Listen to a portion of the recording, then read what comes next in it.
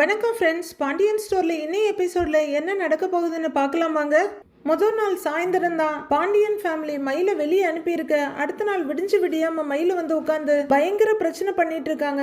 கோமதி அவங்க அம்மாவுக்கு ஃபோன் பண்ணி உங்க மவளை கூட்டிட்டு போங்கன்னு சொல்ல அவங்களும் அவங்க பங்குக்கு வந்து கொஞ்சம் கலாட்டா பண்ணிட்டு மயில கூட்டிட்டு போறாங்க. செந்தில் கிடைச்சதுடா சான்ஸ்ன்னு பாண்டியனை அவர் பண்ண தப்ப சுட்டி காட்டிக்கிட்டு இருக்க. மீனா இந்த நேரத்துல இதெல்லாம் ஒன்றும் பேச வேணாம் வாங்கன்னு கூட்டிட்டு போயிடுறாங்க. அடுத்து ரெடியாகி வர்ற பாண்டியன் சரவணா வாடா போலாங்கிறாரு கடைக்கு. கதிர் அதிர்ச்சியோட கேட்க பின்ன கடையை பாக்குறது இல்லையா பொழப்ப பாக்குறது இல்லையா அப்படின்னு பாண்டியன் சொல்ல சரிப்பா போகலான்னு சரவணனும். கோமதின்னு கூப்பிட்டு பைய எடுத்துட்டு வான்னு சொல்ல ஏங்க ஒரு நிமிஷம் உள்ளர வாங்கன்னு கூட்டிட்டு போறாங்க கோமதி. என்னன்னு வந்து பாண்டியன் கேட்க ஏங்க மனசு உடைஞ்சு போய் இருக்கிறவன எதுக்கு கடைக்கு கூட்டிட்டு போறீங்க அப்படின்னு கோமதி கேட்க ஏய் சரவணை வீட்லயே இருந்தாலும் கண்டதையும் நினைச்சுக்கிட்டு இன்னும் குழப்பமாயி சங்கடப்பட்டுருவான். கடைக்கு வந்து வேலையை பார்த்தான்னாலாவது அந்த பிரச்சனையை பத்தி யோசிக்காம இருப்பான்னு நினைச்சேன் அப்படின்னு பாண்டியன் சொல்ல ஐயோ ஏங்க இந்நேரம் ஊர் முழுக்க நம்ம விஷயம் எல்லாம் பரவி இருக்கும். ஆளுங்க கண்ணு காது மூக்கு வச்சு பேச ஆரம்பிச்சிருப்பாங்க. ஏங்க சரவணன் கண்ணில் பட்டா கழுகு கொத்துற மாதிரி கொத்தி ஏதாவது கேள்வி கேட்டு அவனை நோக அடிச்சிருவாங்க அப்படின்னு கோமதி சொல்ல நீ ஒன்றும் கவலைப்படாத சரவணனை யாரும் எதுவும் பேசாம நான் பாத்துக்கிறேன் அப்படின்னு பாண்டியன் சொல்ல சோ அப்படின்னு அழுத்துக்கிறாங்க கோமதி. பாண்டியன் அங்க இருக்க பேக் எடுத்துட்டு ஏய் சும்மா மனசை போட்டு குழப்பிட்டு இருக்காத, ஏதாவது ஆத்திரம் அவசரம்னா எனக்கு ஃபோன் பண்ண, நான் கிளம்பி வரேன் அப்படின்னு சொல்லிட்டு பைய எடுத்துட்டு பாண்டியன் அங்கிருந்து போக கோமதி என்ன சொல்றதுன்னு தெரியாம ரொம்ப வருத்தத்தோட நிக்கிறாங்க. ஹாலுக்கு வர்ற பாண்டியன் என்னடா போவோமான்னு கேக்குறாரு சரவணன் கிட்ட. சரிப்பா போலான்னு அவரும் தலையாடுறாரு. இலை கதிரன்னு கூப்பிட சொல்லுங்கன்ற மாதிரி பாக்குறாரு. போற வழியில நானும் இவனும் சாப்பிட்டுக்கிறோம், இந்தா வீட்டுல இருக்கவங்களுக்கு எல்லாம் வாங்கி கொடுத்துரு அப்படின்னு பணத்தை நீட்டுறாரு பாண்டியன். இல்ல இல்ல என்கிட்ட பணம் இருக்குப்பாங்கிறாரு கதிர். நான் பாத்துக்கிறேன்னு அவரு சொல்ல சரின்னு பணத்தை உள்ளர வைக்கிறாரு பாண்டியன். வாடா அப்படின்னு சரவணனை பார்த்து சொல்லிட்டு வரேன்பான்னு அரசிக்கிட்டு சொல்லிட்டு கிளம்புறாரு. கதிர் வரேன்டா அரசி போயிட்டு வரேன் அப்படின்னு சரவணனும் அப்பா கூடவே போறாரு. மயில் அவங்க வீட்டு ஹால்ல ஒரு தூணுக்கு முட்டு கொடுத்து சோக சித்திரமா உட்கார்ந்துருக்காங்க. வீட்டுல வேற யாரையும் காணோம். மீனா மெதுவா உள்ளர வர்றவங்க எட்டி பாக்குறாங்க. மயில பார்த்துட்டு அப்படியே அந்த பக்கம் இந்த பக்கம் பார்க்க யாரையும் காணோம். அக்கா அப்படின்னு மீனா கூப்பிட மயிலுக்கிட்ட எந்த ரியாக்ஷனும் இல்லை, எங்கேயோ வெறிச்சு பார்த்துட்டு உட்கார்ந்துருக்காங்க. மீனா இன்னும் கொஞ்சம் உள்ளர வந்து செருப்பை கழட்டிட்டு பக்கமா வந்து நின்று அக்கான்னு கூப்பிடுறாங்க. அப்படியே மெதுவா கண்ணை மட்டும் திருப்பி பார்க்குற மயிலு மீனா நிக்கிறத பார்த்துட்டு மீனா மீனா அப்படின்னு வேகமா எழுந்து அவங்க தோல்ல சாஞ்சிட்டு அழ ஆரம்பிக்கிறாங்க. அக்கா அழாதீங்க அழாதீங்கக்கா அப்படின்னு மீனா சொல்லிக்கிட்டு இருக்க வீட்டுக்குள்ள இருந்து பாக்கியமோ மாணிக்கமோ அங்க வர்றாங்க. மயில அழுகையோடைய நிமிந்து மீனாவோட கைய பிடிச்சிட்டு அதை கண்டினியூ பண்ணிட்டு இருக்க. வந்ததுல இருந்து ஆரம்பிச்ச அழுக இன்னும் நிக்கவே இல்ல. அழுது அழுது இவளுக்கு ஏதாவது ஆயிடுமோன்னு எனக்கு பயமா இருக்கு அப்படின்னு பாக்கியம் சொல்லிட்டு இருக்க. ஒரு பார்வை அவங்கள பார்த்துட்டு அக்கா அழாதீங்கிறாங்க மீனா. உட்காருங்க உட்காருங்கக்கா மீனா மயில கைய பிடிச்சி உட்கார வைக்க நீயும் உட்காருன்னு அவங்க உட்காடுறாங்க. மீனாவும் மயில் பக்கத்துல உட்கார கொஞ்சம் தள்ளி பாக்கியமோ ஆப்போசிட்ல மாணிக்கமோ உட்காடுறாங்க. உனக்காச்சும் இவளை பார்க்கணும்னு தோணுச்சு, ரொம்ப சந்தோஷமாங்கிறாங்க பாக்கியம். வீட்டுல எல்லாரும் எப்படி இருக்காங்க மீனா அப்படின்னு கண்ணை தொடச்சிட்டு கேக்குறாங்க மயிலு. இருக்காங்கங்கிறாங்க மீனா. அவங்க அப்படின்னு மயிலு கேட்க தயவு தாட்சண்யமே பார்க்காம துரத்தி விட்டுருக்காரு, இன்னும் உனக்கு அவர் மேல அக்கறை குறையவே இல்லையேங்கிறாங்க பாக்கியம். ஏன் மீனா யாராவது மாமா கிட்ட பேசினாங்களா, விவாகரத்து வேணாம்னு எடுத்து சொன்னாங்களா, எல்லாருமே விவாகரத்து தான் சரிங்கிற முடிவுல இருக்காங்களா, அப்ப என் வாழ்க்கை அம்பிட்டு தான் இல்ல அப்படின்னு மயிலு வரிசையா கேள்வி கேட்டுட்டு இருக்காங்க. ஏதோ மீனா தான் டெசிஷன் அத்தாரிட்டி மாதிரி. உடனே மாணிக்கம் ஏமா எம்ஏ படிச்சிருக்கான்னு சொல்லி வேலைக்கு சேர்த்தாதான் தப்பு, நாங்க கல்யாணம் தானேமா பண்ணி வச்சோம் அப்படின்னு மாணிக்கம் சொல்ல மீனா முறைக்கிறாங்க. இன்னுமே இந்த ஜென்மங்க யாருக்குமே என்னதான் தப்பு பண்றோன்னே தெரியல. அப்படியே வயசு வித்தியாசம்னு பார்த்தா ஒன்னும் பெரிய வயசு வித்தியாசம் இல்லையே, என்ன ஒரு 2 வயசு தானேமா வித்தியாசம் அப்படின்னு மாணிக்கம் சொல்ல வயசு வித்தியாசம்லாம் இங்க பிரச்சனை இல்லைங்க, அதை நீங்க மறைச்சிங்க பாருங்க அதுதான் பிரச்சனை. நீங்க அவ்வளவு பொய் சொன்னதுதான் வீட்டுல யாராலையுமே ஏத்துக்க முடியல அப்படிங்கிறாங்க மீனா. வேணும்னெல்லாம் எதையும் மறைக்கல, எங்க நேரம் அப்படின்னு எடுப்பா சொல்றாங்க பாக்கியம். நான் அப்பவே சொன்னேன் மீனா, பொய் சொல்லி கல்யாணம் பண்ண வேணான்னு படிச்சு சொன்னேன், இவங்க கேட்கலங்கிறாங்க மயிலு. எப்படியாவது என்னை இந்த வீட்டை விட்டு வெளியே பிடிச்சி தள்ளிட்டா போதும்னு ஒத்த காலில் நின்னாங்க. கல்யாணத்துக்கு பிறகு கூட பல சந்தர்ப்பத்துல நான் உண்மையெல்லாம் சொல்லிடலான்னு தான் நினைச்சேன். இவங்களுக்கு ஃபோன் பண்ணி கேட்கவும் செஞ்சேன். இவங்க தான் இப்ப எதுவுமே சொல்லிடாத சமாளி சமாளின்னு சொல்லி என்னை இந்த நிலைமைக்கு கொண்டு வந்து விட்டுட்டாங்க அப்படின்னு மயில சொல்லி அழுதுட்டு இருக்க. வீட்டில் வேற யார்கிட்டையும் சொல்லலைன்னா கூட பரவாயில்லக்கா, வீட்டில் நானும் ராஜியும் இருக்கோம்ல, நீங்க எப்படியாவது என்கிட்டயும் ராஜிக்கிட்டையுமா சொல்லியிருக்கலாம் இல்லைங்கிறாங்க மீனா. மயிலு தவிப்பா பார்த்துட்டு இருக்க. உங்களை மாமா வேலைக்கு போக சொன்னப்ப நீங்க வேணான்னு சொன்னீங்கல்ல, அப்பவே எங்களுக்கு தப்பா தெரிஞ்சது. நாங்க உங்ககிட்ட கேட்கவும் செஞ்சோம்ல, அட்லீஸ்ட் அப்பவாவது நீங்க சொல்லி இருக்கலாம்ல அப்படின்னு மீனா கேட்க. சொல்லி இருக்கணும் தான், சொல்லல, தப்பு தான். உன்கிட்ட ஒரு பொய், ராஜுகிட்ட ஒரு பொய், அத்தை மாமா கிட்ட ஒரு பொய், அவர்கிட்ட ஒரு பொய்ன்னு சொல்லி சொல்லிதான் இந்த நிலைமையில நான் வந்து நிக்கிறேன். பெத்தவங்க பேச்ச கேட்டா வாழ்க்கை நல்லா இருக்கும்னு சொல்லுவாங்கல்ல, ஆனா என்கிட்ட யாராவது கேட்டா அதை முழுக்க முழுக்க தப்புன்னு தான் சொல்லுவேன் அப்படின்னு மயிலு சொல்ல. மயிலு, உங்ககிட்ட யாரும் கேட்கவே மாட்டாங்க, கவலைப்படாதீங்க அப்படின்னு நாம சொல்றோம். ஆனா பாக்கியமும் மாணிக்கமும் ஒரு வேதனையும் வெறுப்புமா பார்த்துட்டு இருக்காங்க மயில. பெத்தவங்க பேச்ச மட்டும் கேட்கவே கேட்காதீங்கன்னு தான் நான் சொல்லுவேன். ஏன் மீனா, இனிமே நான் அந்த வீட்டுக்கு வரவே முடியாதா? மாமா எனக்கு விவாகரத்து கொடுத்துருவாரா அப்படின்னு மயில அழுதுகிட்டே கேட்க. விவாகரத்தெல்லாம் டக்கு டக்குன்னு நடக்கிற விஷயமும் இல்லை, எடுக்கிற முடிவும் இல்லை. யோசிச்சு நிதானமாக தான் எந்த முடிவையும் எடுப்பாங்க அப்படின்னு மீனா சொல்ல.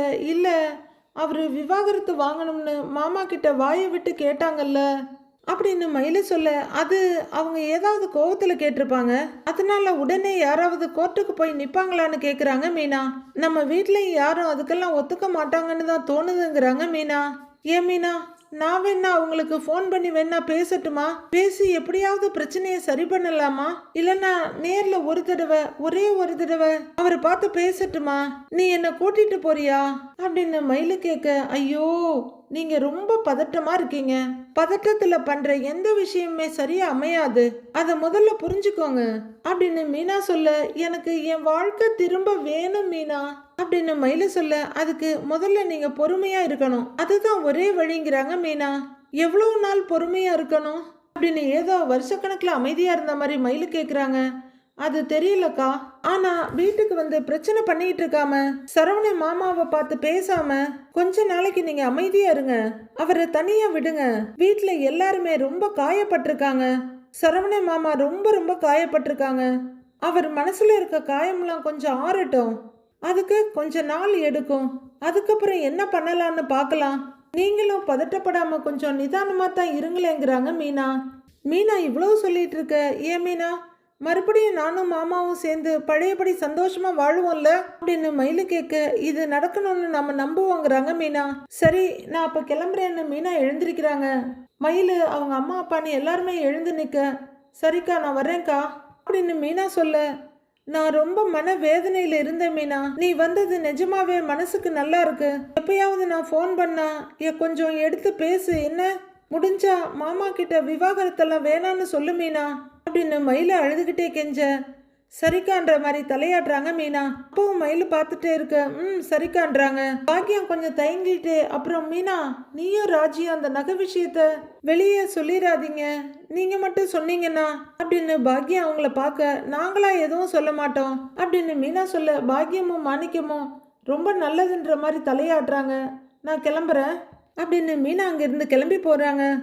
சரவணனை கூட்டிகிட்டு வர்ற பாண்டியன் வண்டியை ஒரு இடத்துல நிறுத்திட்டு ஒரு டீ கடைக்கிட்ட வர்றாரு. அண்ணே, ஒரு 2 டீ போடுங்கன்னு சொல்ல நிமிந்து பார்க்குறவரு, பாண்டியன் அண்ணா அப்படின்னு கேட்க. ஆமாங்கிறாரு. ஆமா, நான் தான். வேற யாரை எதிர்பார்த்தீங்கன்னு பாண்டியன் கேட்க. நடந்த விஷயத்துக்கு வீட்டை விட்டு வெளியே வரமாட்டீங்கன்னு நினைச்சேன் அப்படின்னு டீ கடைக்காரர் சொல்ல. பாண்டியன் பயங்கரமா அதிர்ந்து போய் பார்க்குறாரு. சரவணனும் ரொம்ப அதிர்ச்சியோட பார்க்குறாரு. என்னென்னமோ கேள்விப்பட்டேன், எல்லாம் உண்மைதானா அப்படின்னு கடைக்காரரை கேட்க. பாண்டியன் பல்ல கடிச்சிட்டு முகத்தை திருப்பிக்கிறாரு. சரவணனும் ரொம்ப சங்கடமா நின்றுட்டு இருக்க. யோ, முதல்ல டீயை குடியா அப்படிங்கிறாரு பாண்டியன். என்ன, வீட்டுக்கு வாழ வந்த பொண்ணை துரத்தி விடுறது தப்பு இல்லையான்னு? அப்படி என்ன நடந்துச்சு அப்படின்னு கடைக்காரர் கேட்டுட்டு இருக்க. சரவணன் வெடுக்குன்னு அங்கிருந்து போயிடுறாரு. டீ கேட்டா டீயை மட்டும் கொடு, சும்மா குடும்ப கதையெல்லாம் கேட்டு உசுரை வாங்காதங்கிறாரு பாண்டியன். சரிண்ணே அப்படின்னு சலிப்பா சொல்லிட்டு இந்தா நின்று டீயை நீட்ட இந்திரான்னு வாங்கிக்கிட்டு பின்பக்கம் திரும்புறாரு பாண்டியன். சரவணன் பின்னாடியில் நேராக வண்டிக்கிட்ட போய் நிற்க. கடைக்காரர் ஒரு முறைச்சிட்டு பாண்டியன் போறாரு. இந்தாடான்னு பாண்டியன் டீயை நீட்ட சரவணன் வாங்காம எங்கேயோ வெறிச்சு பார்த்துட்டு நிக்கிறாரு. டேய், நான் ஏற்கனவே சொன்னது தான்டா, ஏன்டா இப்படி இருக்கிற? ஊர் உலகம் 1000 பேசும்டா, நாம என்னமோ அசிங்கப்பட்டு கேவலப்பட்ட மாதிரி தான் எல்லாருமே பார்ப்பாங்க.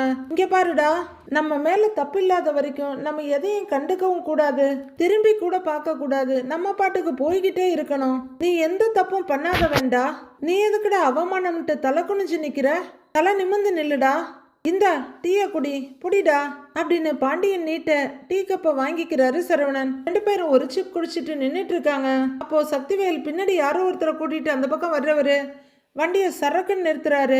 அதை பாக்குற சரவணன் அப்பாங்கிறாரு. என்னடாங்கிற மாதிரி பாண்டியன் பார்க்க அங்க பாருங்கன்னு தலையுக்கு மட்டும் ஆட்டுறாரு. பாண்டியனை அங்க பார்க்க வண்டியை நிறுத்திட்டு வர்ற சக்திவேல், ஏன்பா சூடா 2 டீ போடுங்கிறாரு. போடுறேன். என்ன ஒரு டீ போட ஆரம்பிக்க கூட வந்தவரோட தோலை தட்டி, சுரேஷா, என்ன உங்க அண்ணன் பையனுக்கு பொண்ணு பாக்குறீங்களாமேன்னு கேக்குறாரு. ஆமான்னுங்கிறாரு அவரு. காலம் ரொம்ப கெட்டு கிடக்கு சிவனேசா, பொண்ணு பார்க்கும்போது ரொம்ப கவனமா பார்க்கணுங்கிறாரு சக்திவேல். பாண்டியனுக்கு ஒரு மாதிரி சுருக்குன்னு இருக்குது. அவரும் ஓர பார்வை பார்க்க சரவணனும் கொஞ்சம் எரிச்சலும் சங்கடமா பாக்குறாரு. இல்லைன்னு வச்சுக்க, ஊருக்குள்ள சில பேர் வெள்ளையும் சொல்லியுமா திரியிறானுங்க பாரு, அவங்க வீட்டு கதை மாதிரி நாரி போயிடும் நாரி அப்படின்னு சக்திவேல் சொல்லிட்டு இருக்க சரவணன் கொஞ்சம் கோவத்தோட ஷோல்டரை ஏத்திட்டு ஒரு இட்டு வைக்கிறாரு. டேய் அப்படின்னு அவரோட தோல்ல கைய வச்சு அடக்குறாரு பாண்டியன். அண்ணே டீ இந்தான்னு என்ன கடைக்காரரு கொடுக்க ஒரு டீயை வாங்கி கூட வந்தவர்கிட்ட கொடுத்துக்கிட்டு என்ன ஆட்டம் போட்டானுங்க தெரியுமா அவனுங்க கல்யாணத்துல. என்னமோ ஊர்லயே இவன் தான் கல்யாணம் புதுசா பண்ண மாதிரி இப்ப பாரு மொத்தமா அடங்கி போய் நிக்கிறானுங்க. ஆனா ஒண்ணு சிவனேசா, அவங்களுக்குள்ள தைரியம் ரொம்ப ஜாஸ்தி தான். பட்ட அவமானத்துக்கு அவனுங்க இடத்துல நாம மட்டும் இருந்தோன்னு வச்சுக்க, ஒரு வாரத்துக்கு வீட்டை விட்டு வெளியே வர மாட்டோம், இல்லைனா தூக்குல தொங்கி இருப்போம் அப்படின்னு சக்திவேல் பேசிக்கிட்டே போக இங்க பாண்டியனும் சரவணனும் ஏக டென்ஷன் ஆயிட்டு இருக்காங்க. ஆனாலும் பாரு, கொஞ்சம் கூட வெக்கம் மானம் சூடு சொரண ஒண்ணுமே இல்லாம எங்க வந்து நிக்கிறானுங்க பாரு. தூ, இதெல்லாம் ஒரு பொழப்பா அப்படின்னு சக்திவேல் சொல்லிட்டு இருக்க கையில இருக்க டம்ளரை வீசிட்டு பாண்டியன் வேஷ்டியை மடிச்சு கட்டிட்டு இருக்காரு. ஒரு ஒரேட்டு வேகமா எடுத்து வைக்க, அப்பா அப்படின்னு சரவணன் அவரோட கையை பிடிச்சிக்கிறாரு. டேய் விட்ரா அப்படின்னு பாண்டியன் திமிரிக்கிட்டு இருக்க, அப்பா வேணாம்ப்பா சொன்னா கேளுங்கப்பான்னு சரவணன் அப்பா கையை பிடிச்சிக்கிறாரு. வாய்க்கு வந்த மாதிரிலாம் பேசிட்டு இருக்கிறான். தத், இவெல்லாம் ஒரு ஆளுன்னு அதுக்காக சும்மா இருக்க சொல்றியாங்கிறாரு பாண்டியன். இல்லப்பா, நாம பதில் சொன்னா அவர் வேற ஏதாவது பேசுவாரு, அது எனக்கு தானேப்பா அசிங்கங்கிறாரு சரவணன். இல்லை, அப்படி அசிங்கப்பட விட்டுவனா உன்னைய அப்படின்னு பாண்டியன் கேட்க, ஏற்கனவே வீட்டு முன்னாடி வச்சு அசிங்கப்பட்டாச்சுப்பா, இப்ப நடு ரோட்லயும் வச்சு அசிங்கப்படுறதுக்கு எனக்கு தெம்பு இல்லப்பா, போலாம்ப்பா வாங்கங்கிறாரு சரவணன். பாண்டியன் முறைச்சுக்கிட்டே நிக்க, ப்ளீஸ்ப்பா வாங்கப்பா போலாம் வாங்க அப்படின்னு சரவணன் கெஞ்சிக்கிட்டு இருக்க பாண்டியன் முறைச்சுக்கிட்டே நிக்கிறாரு. அப்பா நீங்க வாங்கப்பா போலாம் வாங்க அப்படின்னு சரவணனே வண்டி எடுக்கிறாரு. பாண்டியனை மெதுவா வண்டி பக்கம் திரும்ப, குப்புற விழுந்தாலும் மீசையில மண்ணு ஒட்டலாங்கிறானுங்க பாரு அப்படின்னு சக்திவேல் சொல்லிட்டு இருக்க சரவணன் வண்டியை வேகமா ஸ்டார்ட் பண்றாரு. அவரு முறுக்கிறதுலயே அவரோட கோவம் தெரியுது. பின்னாடி பாண்டியன் உட்கார வண்டி போயிடுது. வெட்டி வீராப்புல ஒன்னும் குறைச்சல்ல அப்படின்னு மீசையை தடவிக்கிட்டு பாத்துக்கிட்டே நிக்கிறாரு சக்திவேல். ராஜி டைனிங் டேபிள்ல உட்காந்து வெஜிடபிள்ஸை கட் பண்ணிட்டு இருக்க, ஏய் என்ன பண்றேன்னு கேட்டுக்கிட்டே வர்றாரு கதிர். வெஜிடபிள்ஸ் கட் பண்றேன்னு அவங்க சொல்ல, ஏய் எதுக்கு, நான் தான் சாப்பாடு வாங்கிட்டு வந்துட்டேன் இல்லைங்கிறாரு கதிர். இல்ல மத்தியானம் சமைக்கணும் இல்லைங்கிறாங்க ராஜி. முடியுமா, மத்தியானத்துக்கு வேணா வெளியில வாங்கிக்கலாமான்னு கேக்குறாரு கதிர். ஆஹா வேண்டாம் வேண்டாம், நானே சிம்பிளா ஏதாவது சமைக்கிறேன், நீ உட்காந்து சாப்பிடுங்கிறாங்க ராஜி. அப்படின்னு சேர்ல உட்கார்ற கதிர் பார்சல் எடுத்துட்டு இருக்காரு. ராஜி அவருக்காக ஒரு சாம்பார் பாக்கெட்டை பிரிச்சுட்டு இருக்க, நீ சாப்பிட்டியாங்கிறாரு கதிர். அரசியோட சேர்ந்து சாப்பிட்டுட்டேன் அப்படின்னு ராஜி சொல்ல, அரசி எங்கன்னு கேக்குறாரு கதிர். அவ காலேஜுக்கு கிளம்பிட்டா அப்படின்னு ராஜி சொல்ல, சரி சரி அம்மா அப்படிங்கிறாரு கதிர். ராஜி ரூமை திரும்பி பார்த்து ஒரு பெருமூச்சு விட்டுட்டு உள்ளர படுத்திருக்காங்கங்கிறாங்க. கதிரும் ரூமை ஒரு பார்வை பார்த்துட்டு சாப்பிட்டாங்களான்னு கேக்குறாரு. எவ்வளவோ சொல்லி பார்த்தேன், சாப்பாடு வேண்டவே வேண்டான்னு சொல்லிட்டாங்க அப்படின்னு ராஜி சொல்ல, கதிர் ரொம்ப சங்கடமா பாக்குறவர் எழுந்திருக்கிறாரு. அவரு எழுந்து போக ஆரம்பிக்க, ஏய் எங்க போறேங்கிறாங்க ராஜி. அவர் எதுவும் சொல்லாம அவங்க அம்மா இருக்க ரூமுக்கு போக ராஜியை வெஜிடபிள் கட் பண்றதை விட்டுட்டு கூடவே போறாங்க. ரூம்குள்ள கோமதி பெட்ல உட்காந்துக்கிட்டு கண்களை மூடிக்கிட்டு முகத்துல கைய நெத்தில வச்சுட்டு உட்கார்ந்துருக்காங்க. கதிர் அவங்க கால்கிட்ட வந்து உட்காந்து அம்மான்னு கூப்பிட கையை நகர்த்திட்டு பாக்குறாங்க கோமதி. எழுந்திருச்சு வாமா சாப்பிடலாம் அப்படின்னு கதிர் கூப்பிட கோமதி கலங்கின முகத்தோட எங்கேயோ பாக்குறாங்க. வாமா அப்படின்னு கதிர் கூப்பிட, என்னடா இது சரவண வாழ்க்கை இப்படி ஆகி போச்சேடா அப்படின்னு சொல்லிக்கிட்டு கோமதி காலை மடக்க, ஆகி போச்சுதான், அதுக்காக நீ இப்படி சாப்பிடாம இருந்தா சரியாயிடுமா அப்படின்னு கதிர் கேட்க, இல்லடா என்னால தாங்கவே முடியலடா, ஊர் பூரா தேடி இப்படி ஒருத்திய கட்டி வச்சிட்டோமேடா அவனுக்கு, யோ என்னாலேயே தாங்க முடியலையேடா. டேய் அவ என்ன நம்பிக்கை இல்லடா இந்த மாதிரி வேலையெல்லாம் பண்ணனா. ச்சே, கடைசி வரைக்கும் நமக்கு எதுவுமே தெரிய போறதில்ல நினைச்சிட்டாளா? நம்மள இளிச்சவாய் குடும்பம்னு நினைச்சாலாடா? யாராவது இப்படி செய்வாங்களா?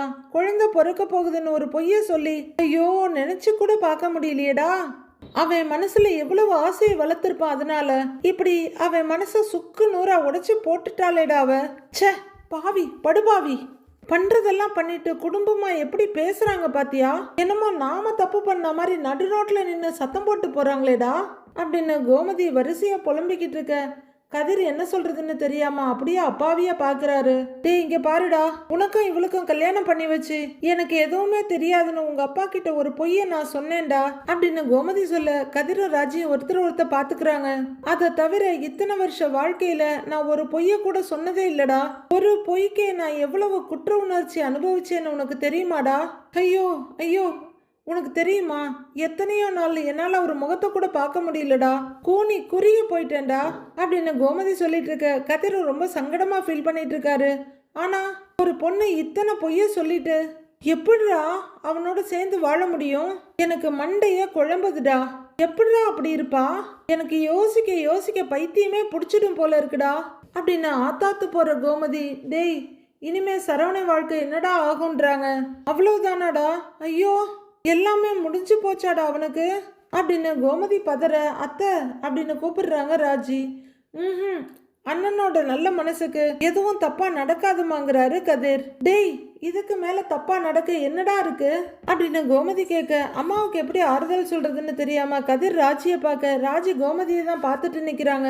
ஐயோ ஐயோ, நானாவது புலம்பி கொட்டுறேன், உங்க அப்பா எதுவுமே வெளியில சொல்ல மாட்டாருடா, எல்லாத்தையும் மனசுக்குள்ளேயே வச்சுக்கிட்டு அப்படியே மருகிக்கிட்டு இருப்பாருடா, அவரை நினைச்சாதான்டா எனக்கு ரொம்ப கஷ்டமா இருக்குன்னுட்டு கோமதி சொல்ல சரிம்மா நீ கவலைப்படாத, நாம எல்லாரும் இருக்கோம்ல, அண்ணனோட வாழ்க்கையை எப்படியாவது சரி செஞ்சிடலாமா அப்படின்னு கதிர் சொல்ல மறுபடியும் தலையில அடிச்சுட்டு ஐயோ ஐயோன்னு அழுதுட்டு இருக்காங்க கோமதி. இந்த வீட்டோட சந்தோஷத்தை திரும்ப கொண்டு வந்துடலாம் அப்படின்னு கதிர் சொல்லிட்டு இருக்க இதெல்லாம் கவனிக்காம தலையில அடிச்சுட்டு ஐயோ ஐயோன்னு அழுதுட்டே இருக்காங்க கோமதி.